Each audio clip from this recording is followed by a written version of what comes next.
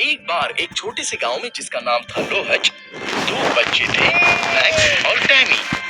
Max और Tammy एक खूबसूरत नीली झील के किनारे एक छोटी सी झोपड़ी में रहते थे। अब हर हफ्ते सोमवार को, जो मार्की शहर में मार्केट डे था, मैक्स और टैमी अपनी शॉपिंग करने जाते। सोमवार को हमेशा की तरह मैक्स अपनी खिड़की से बाहर झांकने से पहले ही वो मार्की के लिए रवाना हो गए। खरीदारी के लिए बढ़िया सुबह है। हाँ, वो तो है। वो आकाश की ओर देख रहे थे। वो तैयार होने के लिए गए, तब अचानक उन्हें गड़गड़ाहट की आवाज सुनाई दी।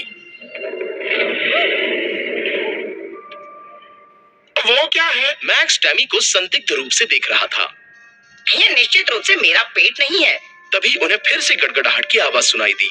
ये खिड़की के बाहर से आई है।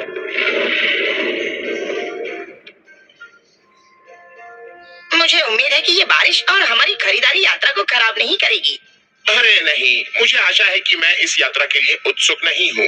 चलो, बारिश शुरू होने से पहले जल्दी चलो। मैक्स को खुश करने के लिए टैमी ने कहा। टैमी और मैक्स अपनी छोटी लाल कार में सवार हो गए और जल्दी ही बाजार गए। मार्की शहर बहुत दूर एक पहाड़ी पर बसा हुआ था, इसलिए उन्हें घर लौटने के लिए पूरा दिन लग जाता था। फिर थोड़ी देर बाद वही गड़गड़ाहट की आवाज सुनाई दी।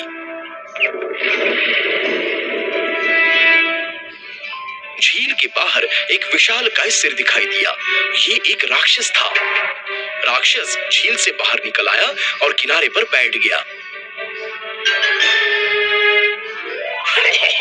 मैं बहुत भूखा हूँ और मेरा पेट लड़खड़ा रहा है।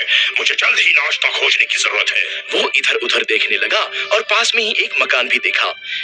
याहू! ये छत मेरे नाश्ते के लिए ठीक रहेगी। उसने अपनी लंबी खुरदरी जीभ से छत को चाटा। राक्षस ने मैक्स और टैमी के घर की छत को खाना शुरू कर दिया। राक्षस ने आधी छत खा ली और अपना पेट पाल लिया। मेरा पेट भरा हुआ है, लेकिन छत के बचे हुए हिस्से को मैं कैसे छोड़ सकता हूँ? तो वो बैठ गया और छत के शेष हिस्से को खा गया। ये तो वाकई स्वादिष्ट था, दानव ने कहा और अंत में संतुष्ट हो गया। उस शाम जब मैक्स और टैमी घर लौटे तो बिना छत के अपना घर देखकर हैरान रह गए। अरे बाप रे, हमारी छत गायब हो गई है। ये कैसे हो गया? दूर होने पर भयानक तूफान आया होगा शायद। मुझे यकीन है कि मैंने आज सुबह गड़गड़ाहट की आवाज सुनी, तो शायद हुआ भी होगा। अब छत की मरम्मत शुरू करने के लिए बहुत देर हो चुकी है। चलो कल सुबह काम शुरू करते हैं। आंट बैरी के घर चले और अपने लिए एक तंबू ले लेते हैं, टैमी ने कहा।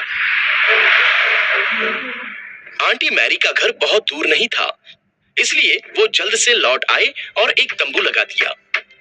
उन्होंने फिर एक कैंप फायर जलाया और उसके सामने बैठ गए।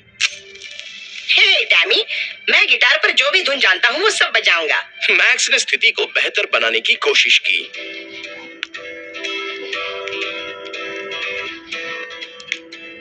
अरे, ये बहुत अच्छा लग रहा है। टैमी ने ताली बजाकर और गाना गाकर मैक्स का साथ दिया।